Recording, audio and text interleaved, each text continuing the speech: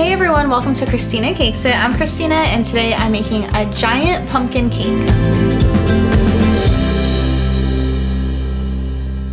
I'm continuing my fall themed baking ideas and I've been wanting to make a pumpkin cake for literally like years, and I decided there is no time like the present and I'm going to make a giant pumpkin cake today.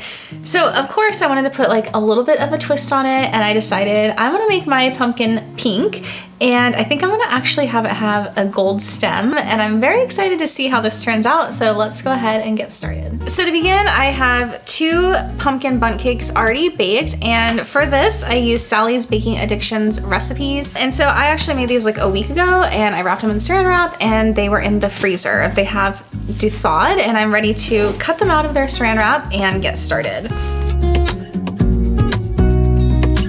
I also did link the recipes below in the description, so you can go directly to her website for the recipe if you'd like to use it.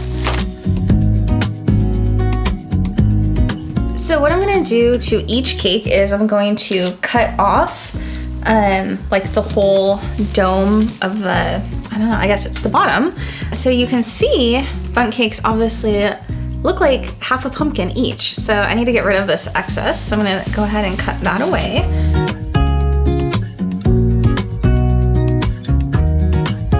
So I am placing my cake on, I think that this is a 12-inch cake board. This is a 9-inch bundt cake, but I'm gonna put a little frosting down beneath just so it'll help it not slide around so much.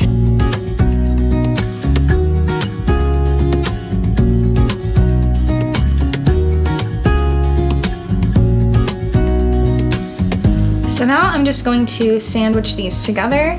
And the frosting I'm using is a maple buttercream. I thought that would go really nicely with the pumpkin, and actually it also has a little bit of brown sugar in it. It's very tasty. And then I just added a tiny bit of gel food coloring. I used AmeriColor in soft pink to give it this really pretty pink color. And I will also link the recipe that I used below in the description.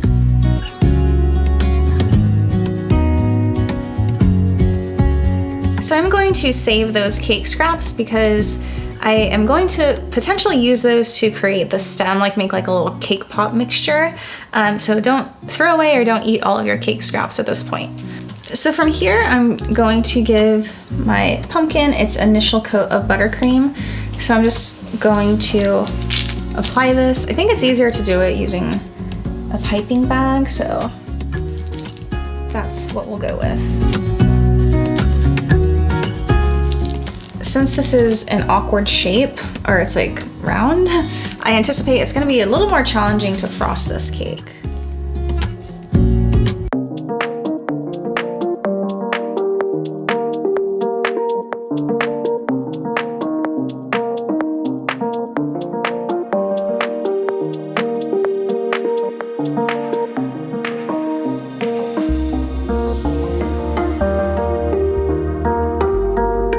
So now that I have my initial crumb coat on, I'm gonna go through and just start scraping it down.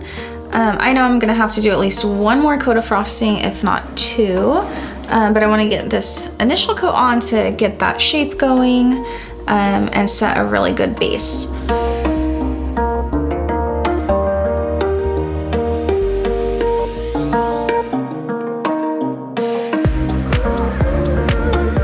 So now that I have my initial crumb coat, I'm gonna put this into the fridge for about half an hour or freezer for about 20 minutes just to set this so I can keep layering on my buttercream and make the ridges that will make this look more like a realistic pumpkin. So I am gonna go around with my acetate sheet and give this a nice smooth outside before I layer on yet some more buttercream to make the ridges.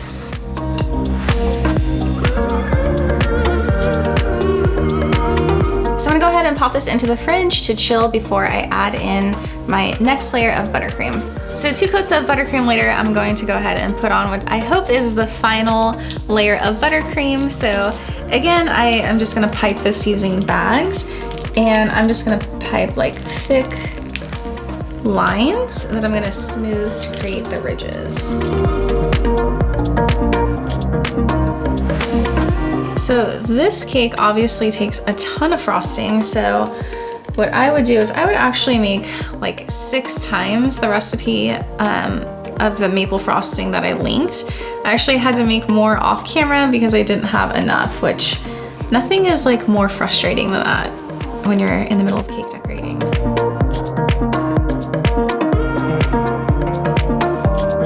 So what I'm doing from here is I'm just taking my little acetate sheet and I'm just kind of smoothing out these ridges that I created.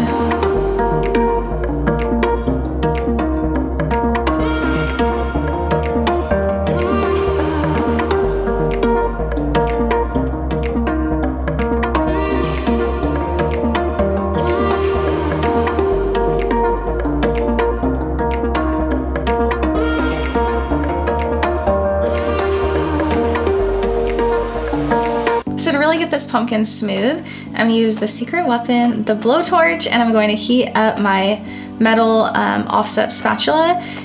You obviously don't have to use a blowtorch. If I were just in my kitchen, I would use like the flame of the oven to heat this up, but you want this hot metal so that we can smooth this buttercream.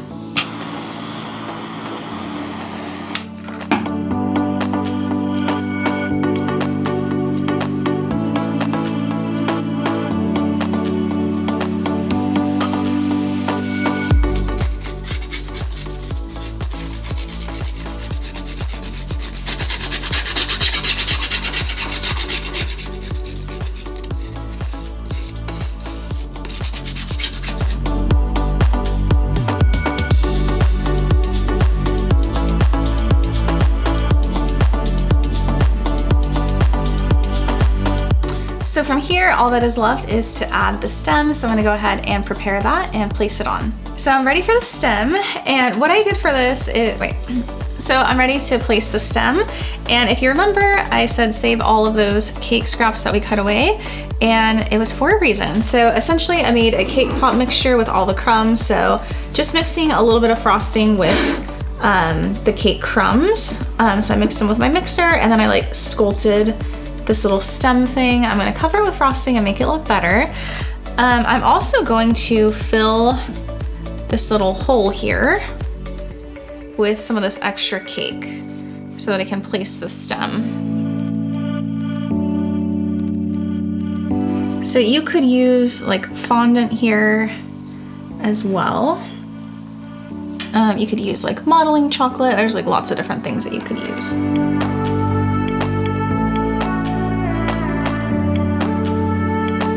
And my intention is to make this stem gold. So I'm going to just cover this for now with white buttercream, let it firm up, and then I'll paint it.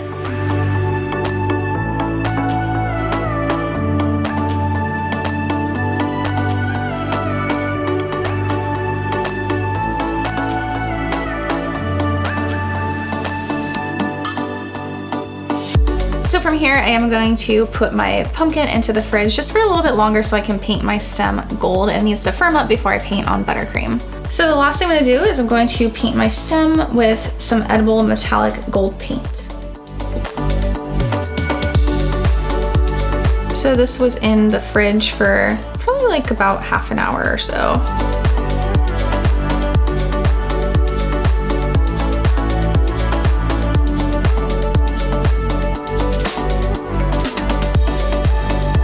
So I'm gonna go ahead and take a butter knife and just make little ridges in my stem to make it look a little more realistic. I mean, because pumpkins have gold stems, right?